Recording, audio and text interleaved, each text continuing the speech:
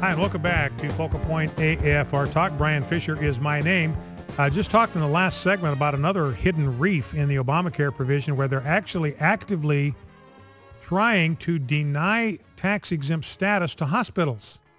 60% of the hospitals in America are tax-exempt because they operate as charitable foundations. Obama looks at that, looks at all the money flowing into those hospitals and saying, look, they're nonprofit. They are tax exempt. That means I cannot get at their money. I have no way to tax them. I can't go after any of this revenue. The government can't get any of this revenue that's flowing into these hospitals. So he is deliberately setting up a set of bureaucratic standards that these hospitals will not be able to meet so he can flunk them one after another, deny them their tax exempt status, and start taxing them as for-profit hospitals. You know, and we're seeing stories. I got them in the stack. I don't have time to get to them today, but the IRS is still going after conservative organizations 3 months after all this thing blew up, where now they were exposed for targeting conservative Tea Party patriot groups. They're still doing it. In other words, they haven't reformed. They have not changed their ways. They are still doing it. You still have a lot of conservative organizations still sitting around waiting, like 106 of them were profiled in this one article. I think 54, something like that. That may be not exactly right, but it's in the neighborhood. About half of these organizations still have not received action on their tax-exempt application. One woman is a director of a tax-exempt, a Tea Party outfit. They applied in 2010. Here it is 2013. They have still not received their tax-exempt status. So the IRS has done nothing to respond to the revelation of how they were systematically and politically motivated by politics discriminating against conservative groups. So they're still out there doing the thing, no repentance, no change of pace whatsoever. Now, in fact, we've talked about this before, but it raises questions about the legitimacy of President Obama's 2012 election. 298 organizations were evaluated by the IRS, scrutinized, got extra attention. 292 of them were conservative groups. A lot of them were denied. I mean, I went through this process in 2005 when I started a nonprofit organization in Idaho, and I know, and I got my IRS ruling back in about 8 months. We got our 501c3 status, came back in about 8 months, and that's what they're required to do. They've got like 270 days, and they have to give you an answer by law. They got to give you an answer in 270 days, either give it to you or turn it down. And these people have been waiting 3 years for the IRS to obey the law and give them their tax-exempt status. Who was president in 2005? Oh, yeah, George Bush. Who's president in 2010? Oh, yeah, that would be Barack Obama.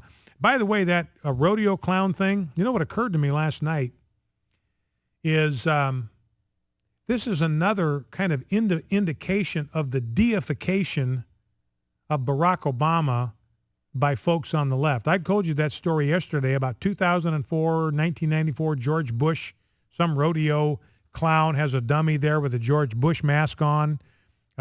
He gets in the barrel, the bull knocks over the barrel, then the bull goes after the George Bush dummy and just rips it to shreds. I mean, you got pieces of George Bush all over the rodeo arena, and you're not hearing about it until yesterday. I didn't know about it till yesterday. Why? Because everybody understands it's political satire, people just having fun, doing what Jay Leno does every night to liberals and conservatives alike. But when it's Barack Obama, he is the anointed one. And remember, God said in the Old Testament, touch not my anointed ones. So realize the deification of Barack Obama that's going on here, and what you really have in the minds of the left when you've got when you got a dummy there wearing a Barack Obama mask, that's like a form of idolatry. This is a graven image. And the Bible says, you shall have no graven images before me. I, Barack Obama, I am your Messiah. There shall be no graven images before me. So that's why the left is apoplectic. To them, this is idolatry. This is blasphemy. It's not political satire. Anyway, back to Obamacare. Then I want to get to those NBC clips. And by the way, stay tuned. Bottom of this hour, we're going to talk to Cliff Kincaid about the fact that Fox News is basically gone when it comes to homosexuality. Fox News is now virtually as pro-gay as every other network you can find, and we'll walk through some of the evidence. Megyn Kelly in particular just bumped Sean Hannity out of that 9 o'clock spot. She's a big-time pro-gay activist on the Fox News network. So once again, the number of media outlets that you can trust is shrinking by the day, and it's not going to be long before Fox News is going to have to be crossed off that list, and Cliff Kincaid will walk us through that. Now, here is the story about these visits. Remember, this is in Obamacare. If your family fits one of these categories, you are classified as a high-risk family. You got a family where the mom's under 21, somebody's a tobacco user. That could be a pipe or cigar, which represent no threat to human health whatsoever. But if you're a tobacco user, then you would qualify as a high-risk family. Families where children have low student achievement, developmental delays or disabilities, you are a high-risk family. Or if you are serving or ever have served in the military, you're classified as a high-risk family. Now, in 2011, Health and Human Services under Kathleen Sebelius, they set aside $224 million to support evidence-based home visiting programs. All this under the auspices of helping parents and children. That's a quote from the program guide. This is to help parents and children. Individuals from the state will implement these leveraging strategies, is what they're called, to, quote, enhance program sustainability. This is what constitutional attorney and author Kent Masterson Brown says. This is not a voluntary program. The eligible entity receiving the grant for performing the home visits is to identify the individuals to be visited and intervene so as to meet the improvement benchmarks.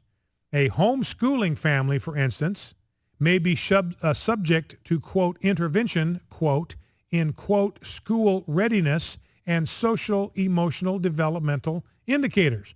So in other words, they may suspect you just because you homeschool your children. They assuming there are going to be school readiness issues. Your kids aren't going to be ready for public school, even though homeschool students consistently outperform public school students on every imaginable test, standardized test. And they're assuming that they're going to be socially and emotionally impaired.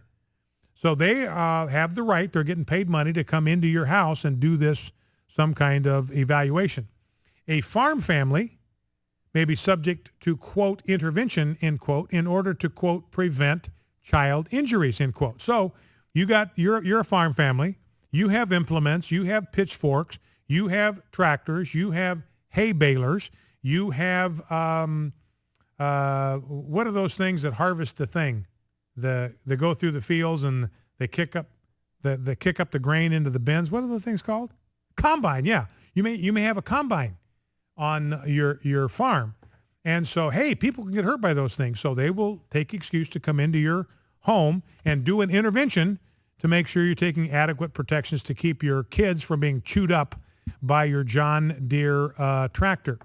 So although the Obama administration would claim the provision applies only to Medicaid families, the new statute, by its own definition, has no such limitation. So it's not just Medicaid families, it's any family. Intervention may be with any family for any reason. It may also result in the child or children being required to go to certain schools or taking certain medications and vaccines and even having more limited or no interaction with parents. The federal government will now set the standards for raising children and will enforce them by home visits, the wonders of Obamacare. Now, let's jump down to clip number 3. No, let's skip right to clip 4. I want to get these in. NBC finally discovering what you and I have been talking about for years. Obamacare is costing jobs. NBC News presenting this story last night as if this were breaking news. Clip 1. We're learning more tonight about some of the unintended consequences of the Affordable Care Act, which the president himself now calls Obamacare. Some workers who thought it meant they'd finally get some health insurance are instead getting hit with a double whammy. No insurance and a pay cut. We get the story tonight from our senior investigative correspondent, Lisa Myers.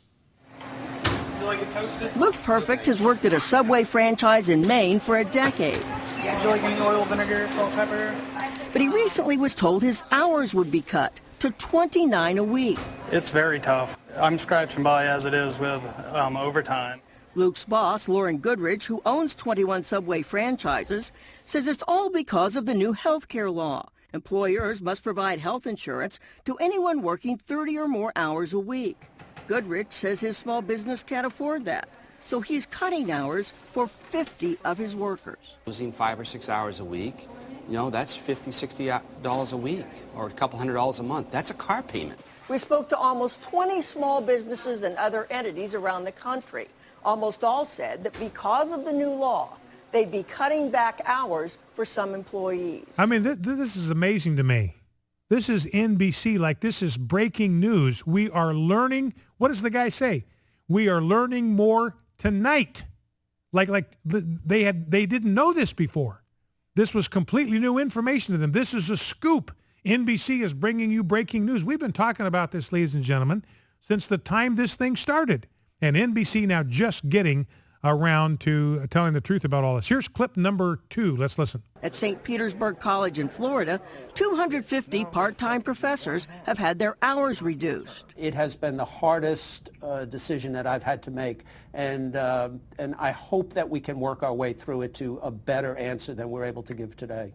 Part-time math professor Tracy Sullivan lost half her income. I never thought it would impact me directly. I was stunned when I got the email. The White House dismisses these examples as anecdotal. The president's top economic advisor told us he sees no systematic evidence the health care law is having an adverse impact on the number of hours employees are working. The administration says this isn't a problem. It's not happening. It is happening.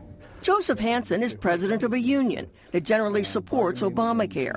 He says discount stores already are cutting workers to 29 hours, and that unionized grocery stores want to follow suit.